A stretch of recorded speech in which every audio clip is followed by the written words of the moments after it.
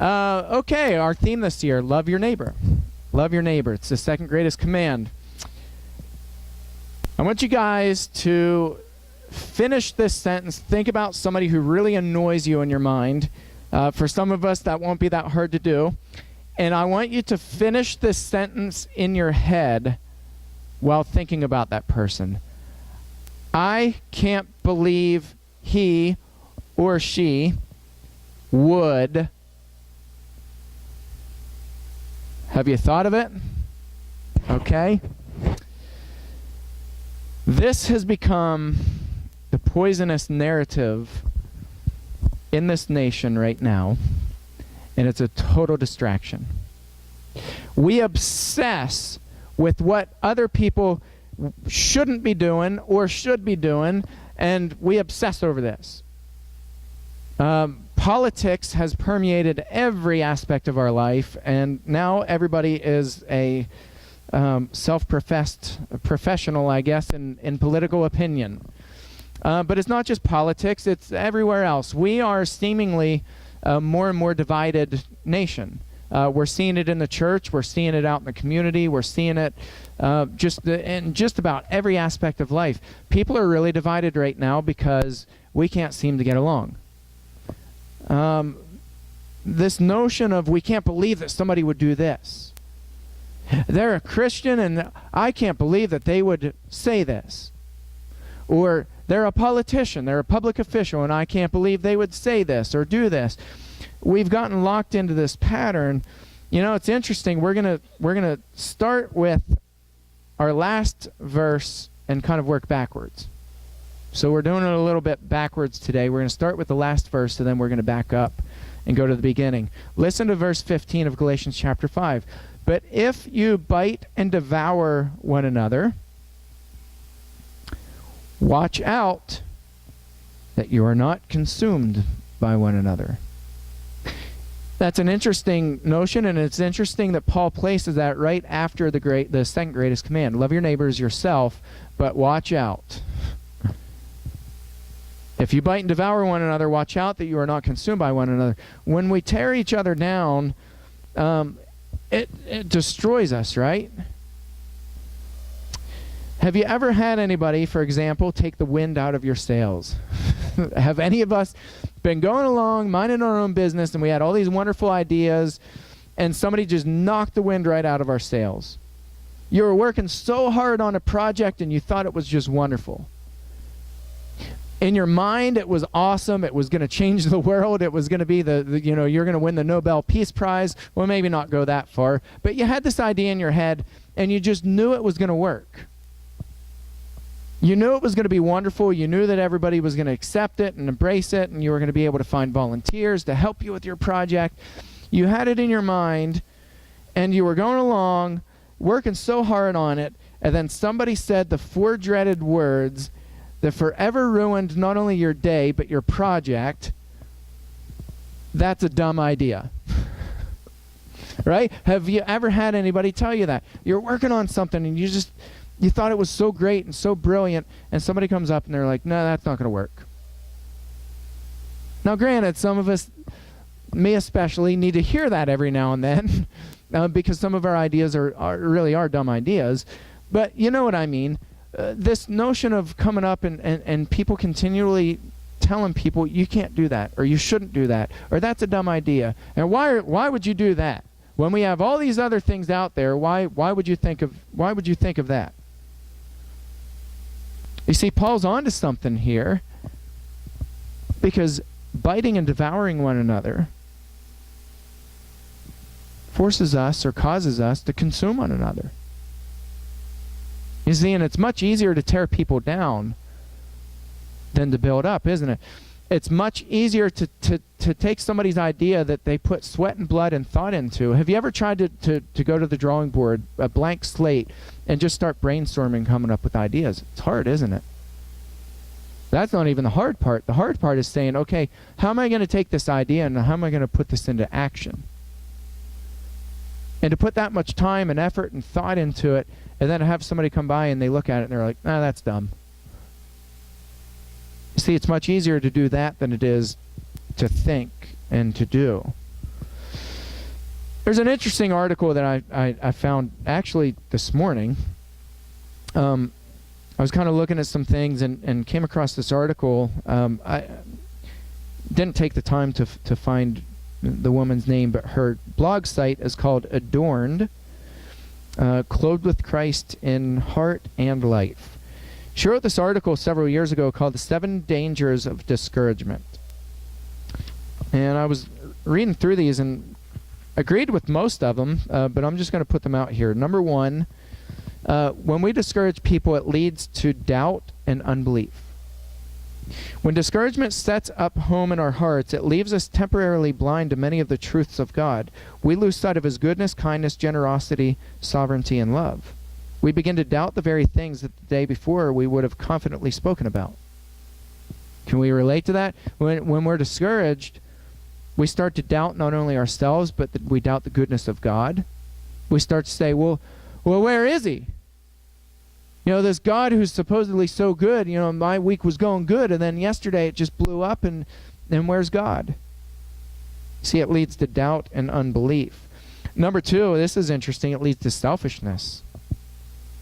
When we are discouraged, it's like we've put on blinders, and all we see are our circumstances and nothing else. Have we ever been there?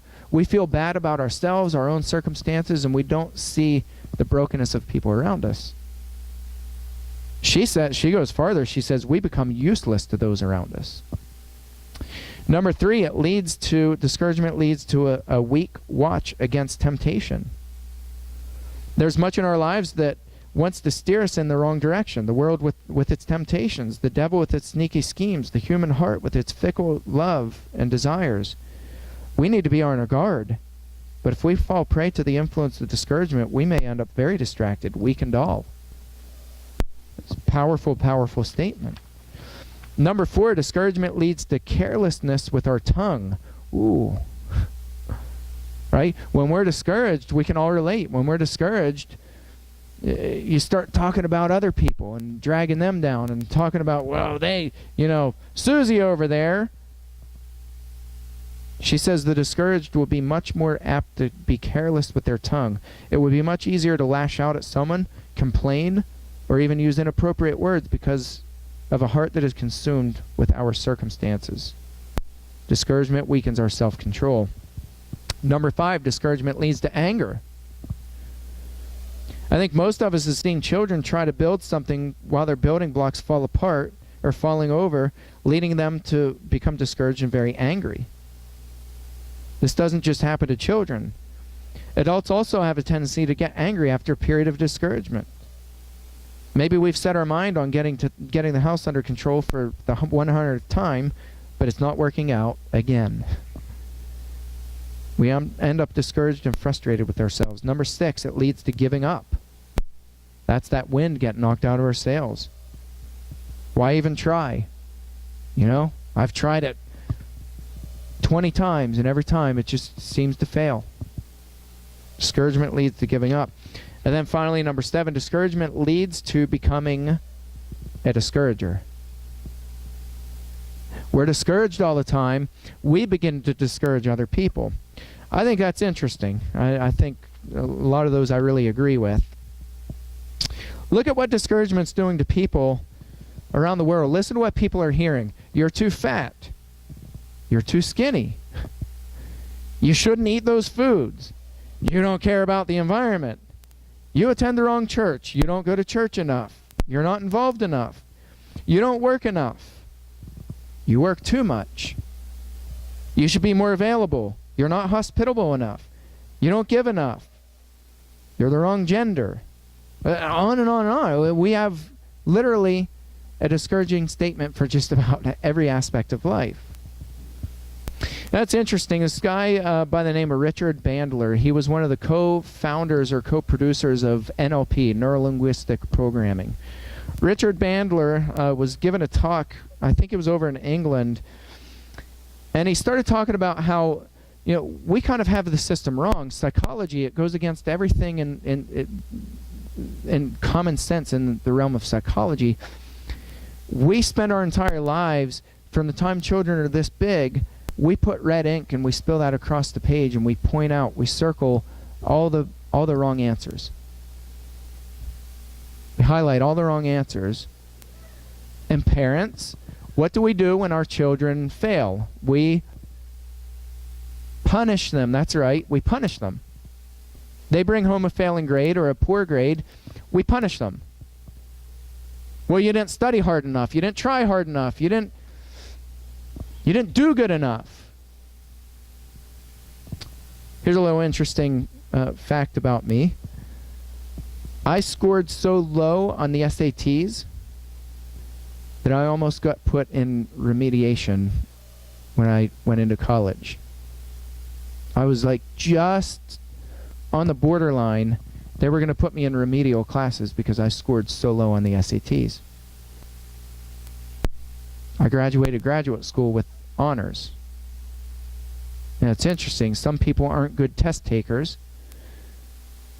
And some people don't test well when it's subjects that they don't care about. What Richard Bandler does is kind of interesting. When he gives exams, he gives you either get an A or you get an incomplete. And people are like, well, you can't give an incomplete. It's either an A or a B or a C or a D or an F. Nope. He says you either get an A or you get an incomplete. He said if you get an incomplete, I hand the test back to them and I say, you did wonderful on these questions, and on these questions you just need to learn more. So why don't you go and research a little bit more and find the answers. He said people get excited. He said the students come back. He said they always wind up with an A in the course. It's an interesting way of looking at things, isn't it? I think a better way is to be an encourager.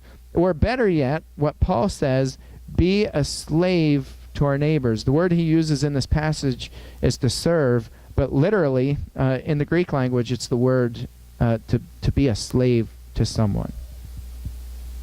Give a little bit of the context here that in the Galatian church, there were people going around telling the Galatian Christians, you're not doing things right. You're not doing it good enough. You're not doing it well enough. You're not circumcised. You're not doing this. You're not doing that. And they were just hounding the Galatians. Listen to what Paul says. Galatians chapter 5, starting in verse 1. Such a powerful, powerful passage here. Galatians 5, starting in verse 1, Paul says, for freedom Christ has set us free. Stand firm, therefore, and do not submit again to a yoke of slavery.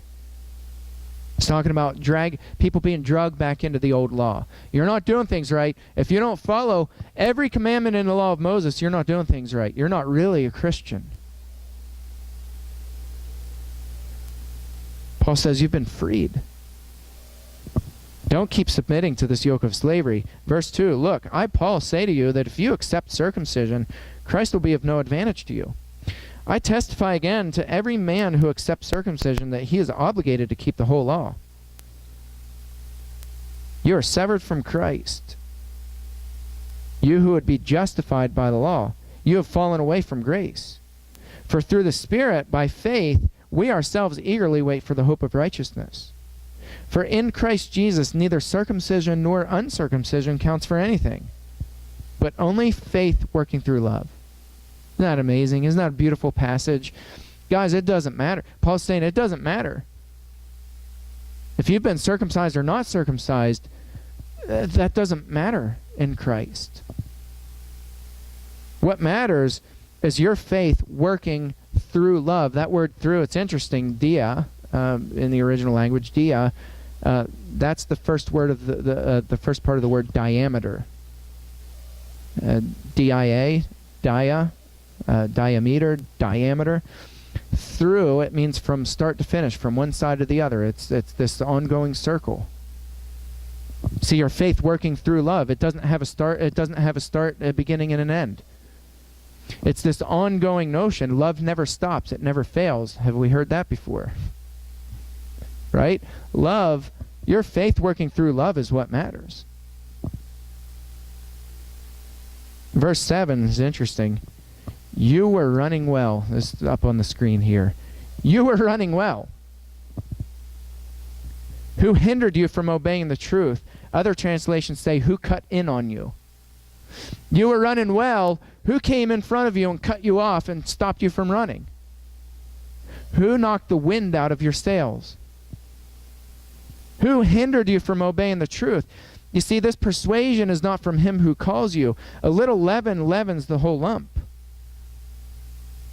You know, when people come in and they discourage you, and they tell you you're not doing things right, or you should be doing them better, or who are you to do this?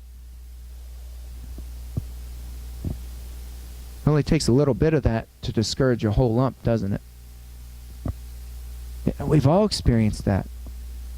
A little bit of negativity goes a very long way. And it spreads quickly. Paul says, I have confidence in the Lord that you will take no other view, and that the one who is troubling you will bear the penalty, whoever he is. But if I, brothers, still preach, why am I still being persecuted? In that case, the offense of the cross has been removed. I love this verse. I wish those who unsettle you about the issue of circumcision. They're telling them, if you're not circumcised, you're not saved. You're not really a Christian. Paul says, I wish those who unsettle you would emasculate themselves. Paul's not really known for mincing words. I wish they'd go the whole way. Some translations say, I wish they'd go the whole way and cut it off. Emasculate themselves. For you were called to freedom, brothers, only do not use your freedom as an opportunity for the flesh, but through love. Uses that again, through love. From beginning to end, there is no start, there is no finish. Continually loving people. Serve one another. This translation bugs me because we soften the word that Paul uses. Literally what this verse should read is, only do not use your freedom as an opportunity for the flesh, but through love become slaves to one another. Be indebted to one another. Take a sense of ownership where somebody has mastery over you. Oh, we don't like that one. I am my own person. I'm an individual. I am, here's a word we like, empowered. Paul says, you want to know how to use your freedom? Through love, become slaves to one another. Ouch. Do we do this well? If not, why not? You see, we need to serve one another to the point where we become slaves to one another. Somebody needs our help. We don't, I joked about this a couple weeks ago. We don't give the, let me pull out my calendar and see if I have time in the next 3 months. You see, through love, we serve one another. We build one another up. We treat one another. Paul says this, for the whole law is fulfilled in one word. You're so focused on fulfilling the law. These people are coming in and telling you, you're not obeying the law. You're not being circumcised. You're not following it. You're not really a Christian. Paul says, you want to follow the law? Here's how you do it. It's summed up in one word. You shall love your neighbor as yourself. Isn't that interesting? It's powerful. By the way, he's quoting Leviticus 19, which we preached on last week. And then he says, but if you bite and devour one another, watch out that you are not consumed by one another. I shared this with our shepherds last week. I was telling them, and I was telling Charles about this a few weeks ago, but our family, we like The Voice, the show, The Voice. And it's just cool. It's really cool because they have the blind editions. The chairs are turned backwards, and if they like what they hear, a judge can hit the button and the chair spins around. And then, if there are multiple chairs, the contestant has to pick which judge they're going to go with to be their mentor. And so, kind of a cool show. It's fun and it's entertaining and all that. But here's what I really like. In 6 months' time, they take people who literally came in off the street, and they, at the end of the show, the winner of the show gets $100,000 and signs a record deal. 6 months' time. This year, Chloe Kohansky won the show. Eden, who was number 2,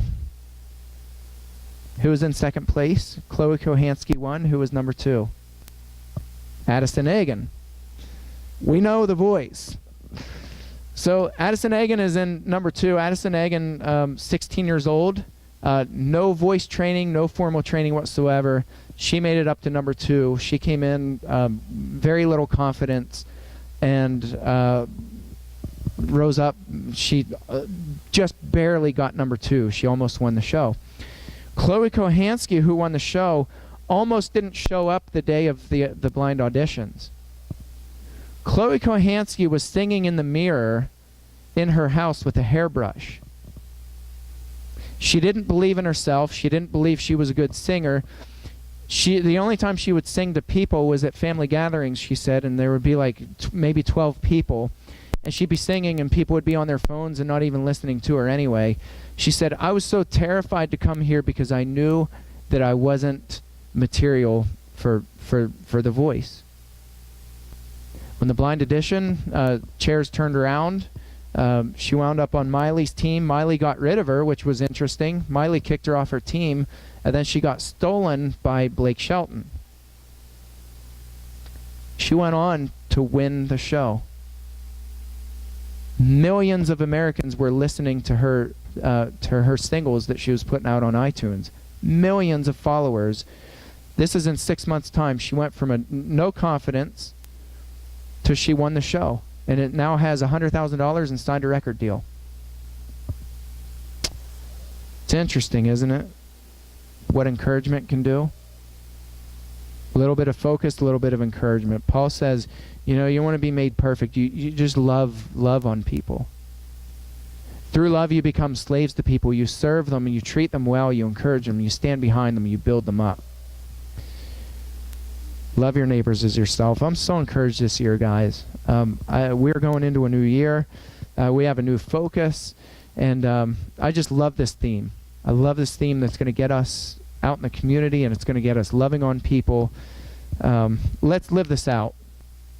We've got to live this out. If there's anybody this morning who has any prayer needs or anything that you need us to pray over, anything that you share that you want us to celebrate with, or anybody's not yet taken that step to put Christ on a baptism, we encourage you to come forward, or our shepherds will be in the back as we stand and sing.